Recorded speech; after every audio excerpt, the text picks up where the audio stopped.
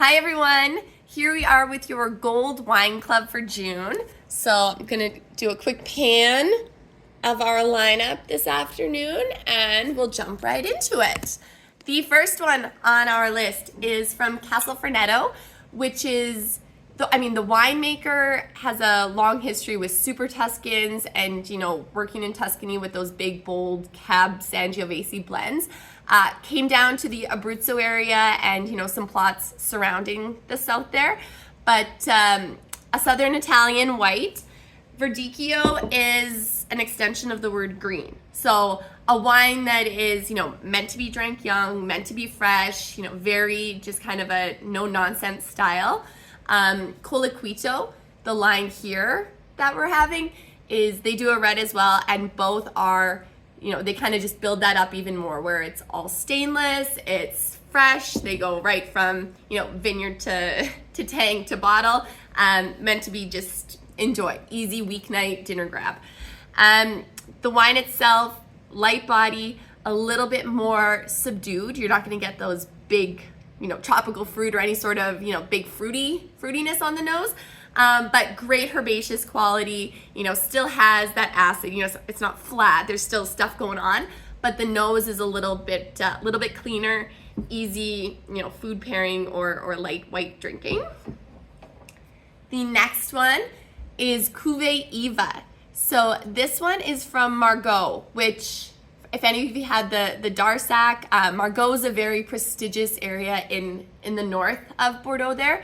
That's, more Cabernet Sauvignon focused. It's the one where it's Cab dominant, the one that, goes on to create really prestigious, age-worthy, top quality reds.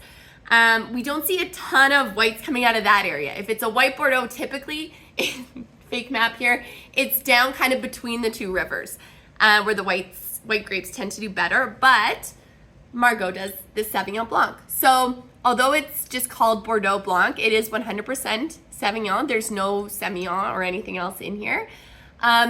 Cool. It's definitely, it's a warmer style. Like this is a yummy Sauvignon Blanc. It's got that tropical fruit characteristic. It has almost like a warm spice to it. It's, a little rounder for Sauvignon Blanc for sure, but, just an easy, yummy Bordeaux white. With this one, you could definitely get away drinking it on its own if you wanted to pair it with, salads or light seafood or, chicken dish, even a BLT or something like that would be cool. But French white. And our next wine being the Reynolds from Carlos Reynolds. So this is a Portuguese white, but down very south, much lesser known area in the Alentejo. So this is an area, it's a little bit more inland, but warmer climate for sure. And this one is Arinto and Anteovaz, which are both very fun to say. But Arinto it's almost like a Portuguese Chablis. Like this is a grape that has a little bit more body, or a little weightier, like a Chardonnay, but done in such a clean style where it's not oaked, it's not, big, rich, anything like that. It's got the nice bright nose, but then a little bit more texture, a little bit more body, just a little bit more going on the back end. So our Portuguese white. And again, as with the other ones, right? This one, if you wanted to do with a baked brie, or if you wanted to, like, whatever you would do with Chablis, you could get away with down here, right? So mushroom risotto would be great. And those are our whites for June. Kicking things off for the reds. First up, we've got Domaine Giraud. So dipping back up to France, this one is, so Domaine Giraud, been around for a long time. They are right in the heart of Châteauneuf-du-Pape, and again, very high quality reds. For years, they were selling their grapes to negociants, to, other winemakers. And New Kids on the Block, as of 98, they started making their own wine and really kind of jumped to the forefront of, catching people's attention as soon as they started doing that. Châteauneuf-du-Pape, we have some of those as well. They are fabulous. But this is their Vin de France, their, fun, everyday Côte de Rhone. With all of their wines, you know, and we see it, we talk about it all the time now, but these guys are huge on, you know, the authenticity of the grapes and the sense of place, right? They want the soils to come through in the wine. They want the region and the grapes to be expressive. They don't want to put a lot of time and energy into oak and, you know, winemaking and manipulating the wines. They want it to be just what it is. So this one, and for Mike, who's here today and not a big Grenache guy, this is a Côte de Rhone that does not have Grenache in it. It is 50% Syrah, about 40% Cinsault, and then they have a little blend of, you know, native grapes to the area. So it's that medium body, you get that nice spice structure, great barbecue wine, or ribs or something with some caramelized sugar in there. But this is just a nice round Rhone. Next up, we have the Crottin. So this one is from Piedmont. Crottin, so the Russo family, I mean, they lived there. They were in, you know, the heart of Barolo and that sort of thing. The parents were big naturopaths and moved the whole family down to Campania, where our Verdicchio, not to be confused with Radicchio, as Mike, our big sales guy, wanted me to point out. But Russo, Campania. So they moved down there. They think it's a cleaner lifestyle. They think they're, you know, making the moves. And then, you know, years later, the three brothers moved back to Piedmont. And instead of, you know, they obviously have the passion for wine. They realize that's where their family, the roots are from and what they want to pursue. Instead of going and trying to be the next big thing in terms of Barolos or Barbarescos or, you know, getting into that game, they go up there and they want to focus on the native grapes of Piedmont that we really don't see and that, you know, a lot of times are almost all but extinct.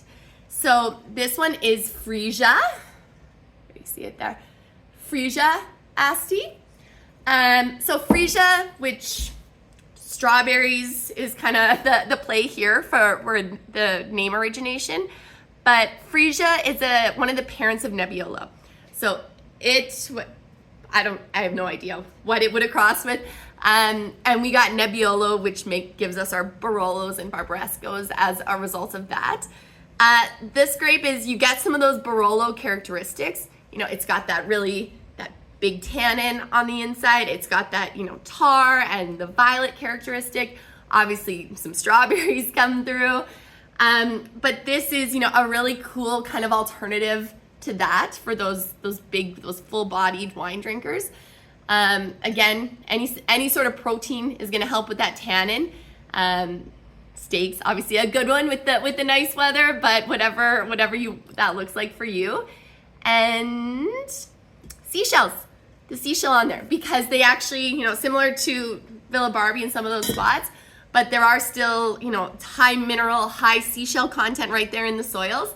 So they play off that.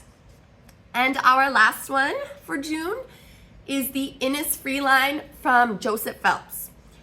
So Joseph Phelps is, if you haven't heard of him before, he's a pretty big deal in Napa. He's, you know, kind of a legend in terms of trailblazing, you know, set up shop in 73 and really paved the way for the next 3 generations there now on his property.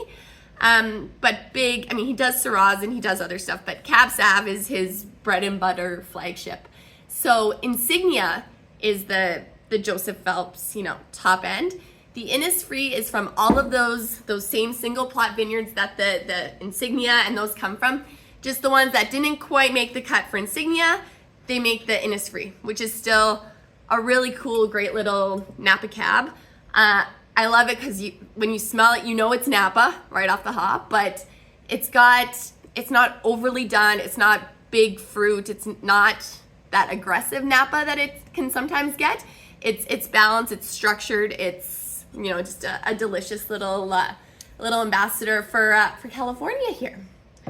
And that, again, we'll give them love one more time, is our June Gold Wine Club. So thank you so much, and I will talk to you later.